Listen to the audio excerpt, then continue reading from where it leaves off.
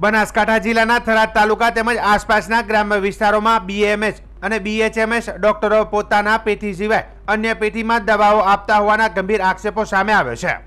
લોકોના સ્વાસ્થ્ય સાથે સીધો છેડો થતો હોવા છતાં તંત્ર નિષ્ક્રિય હોવાનું જણાઈ રહ્યું છે.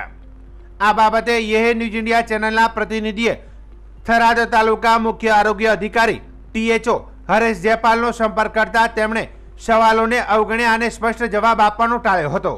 ઉલ્લેખનીય છે કે અગાઉ પણ એક જાગૃત નાગરિકે RTI દ્વારા માહિતી માંગી હતી કે શું BAMS અને BHMS ડોક્ટરોને એલોપેથી પ્રેક્ટિસ કરવાનો અધિકાર છે, ત્યારે પણ તાલુકા આરોગ્ય અધિકારીનો જવાબ ઉડાવ જ રહ્યો હતો. જો તાલુકા મુખ્ય આરોગ્ય અધિકારીને જ ખબર ન હોય કે કયા ડોક્ટર કઈ પેથીમાં પ્રેક્ટિસ કરી શકે તો તેમની કામગીરીની યોગ્યતા પર અનેક સવાલો ઊભા થયા છે.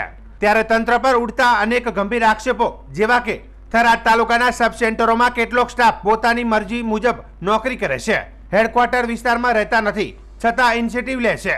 આ બાબતે આરોગ્ય અધિકારીને વારંવાર જાણ કરવા છતાં કોઈ કાર્યવાહી કરવામાં આવી નથી. અમુક કર્મચારીઓ RBSKમાં સરકારી નોકરી કરતા હોવા છતાં પ્રાઇવેટ જગ્યાએ પ્રેક્ટિસ કરતા હોવાનું સામે આવ્યું છે. આ તમામ પરિસ્થિતિઓને કારણે સ્થાનિક લોકોમાં ભારે આક્રોશ છે. લોકોની માંગ છે કે તાલુકા મુખ્ય આરોગ્ય અધિકારી પોતાની જવાબદારી નિભાવે અને કસૂરવાર કર્મચારીઓ સામે કડક પગલાં ભરે, જેથી ગ્રામ્ય વિસ્તારોમાં આરોગ્ય સેવાની ગુણવત્તા સુધરે અને લોકોને થતો અન્યાય અટકે.